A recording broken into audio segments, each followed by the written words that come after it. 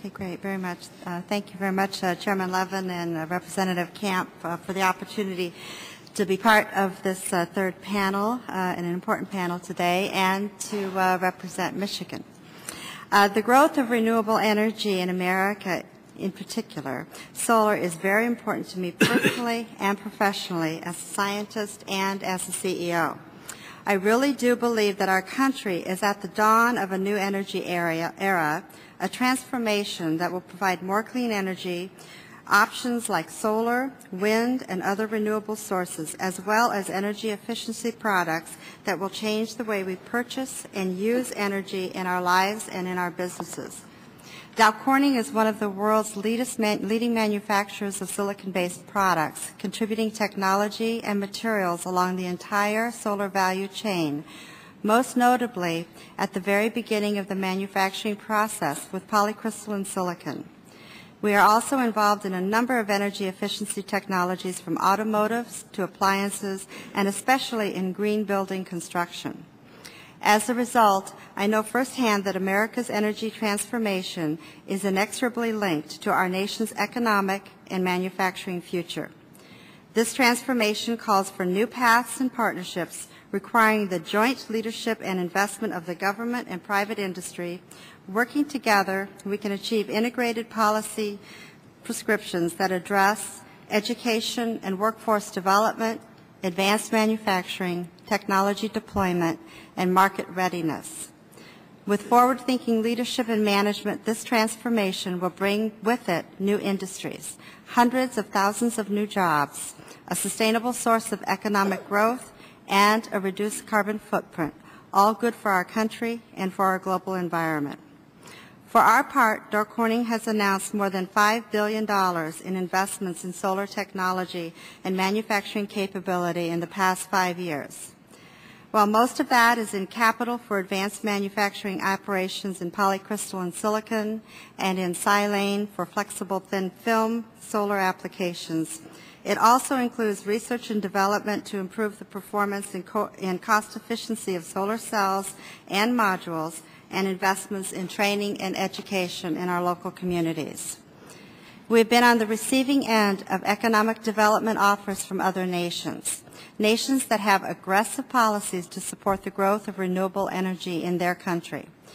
Companies like ours, predisposed to manufacture in the United States, are attracted by foreign tax structures that encourage them to do otherwise. It is time for America to enact policies that will essentially assure this industry grows here. If we have a tax structure that encourages investment in job growth, coupled with an increase in domestic consumer awareness and demand for renewables, the U.S. will win. The Advanced Energy Manufacturing Tax Credit included in the American Recovery and Reinvestment Act was a significant first step toward establishing that winning combination. The tax credit is encouraging companies like mine and our joint venture, Hemlock Semiconductor, to manufacture solar and other renewable energy components here in America. As a result, we are seeing thousands of jobs in construction, engineering, science, and skilled trades.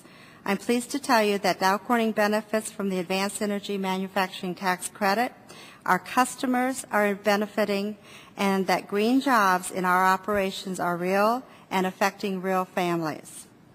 As you know, this tax credit was capped at $2.3 billion and was significantly oversubscribed. That's a good thing. Both the White House and the Department of Energy indicate that many qualified projects were not funded. With that in mind, I hope this credit can be made permanent or at least long-term in any energy, climate, or jobs bill now under development.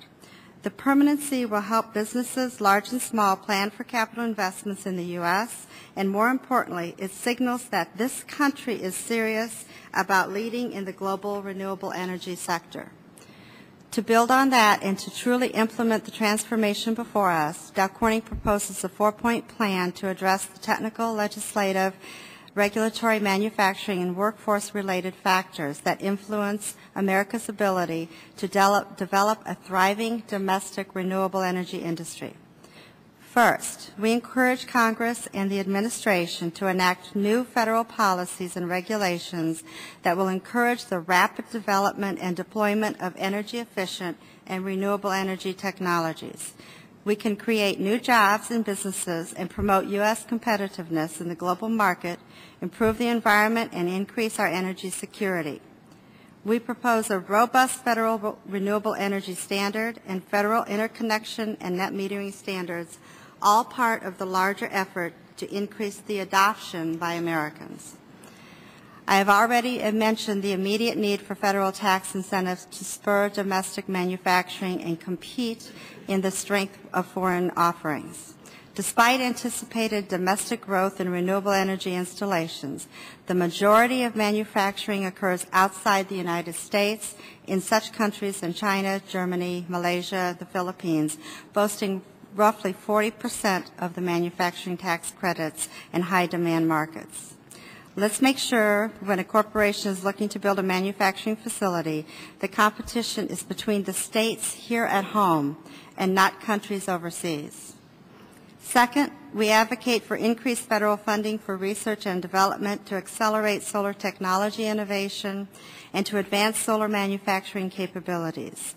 We are already today ready to provide seed monies for an American solar research consortium. Dow Corning has spearheaded this concept. We have customers, shareholders, and universities ready to join us in this consortium. Even the state of Michigan is committed to provide funds. However, the state requires a federal match.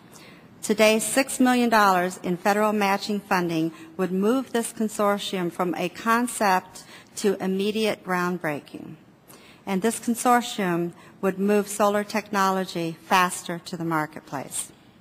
Third, we support the need to develop green-collar workforces by supporting training programs, like the programs we are already co-sponsoring with Delta College in Michigan and with Austin Peay State University in Tennessee, as well as training partnerships with nonprofit organizations and centers of excellence at academic institutions nationwide.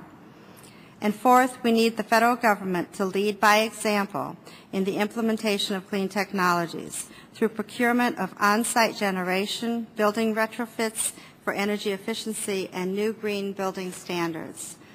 Finally, but certainly no less important, Congress must ensure that new policies to reduce greenhouse gas emissions do not inadvertently discourage growth in the manufacturing and production of renewable energy sources. And yes, we are in favor of a congressional solution to the greenhouse gas regulation. I am proud to be one of the more than 10,000 Dow Corning employees who are coming to work every day energized to be part of the solution. We are committed to a climate of collaboration, creativity, and urgency for greater energy security. As a global company, we know that it is fundamental to protecting our nation's competitiveness in the decades to come and fundamental for our economic growth. We are hopeful that Congress will continue to do its part by enacting policies and incentives to encourage private sector investment. I look forward to working with each of you as we move to a clean energy economy that protects our environment and secures energy independence. Thank you.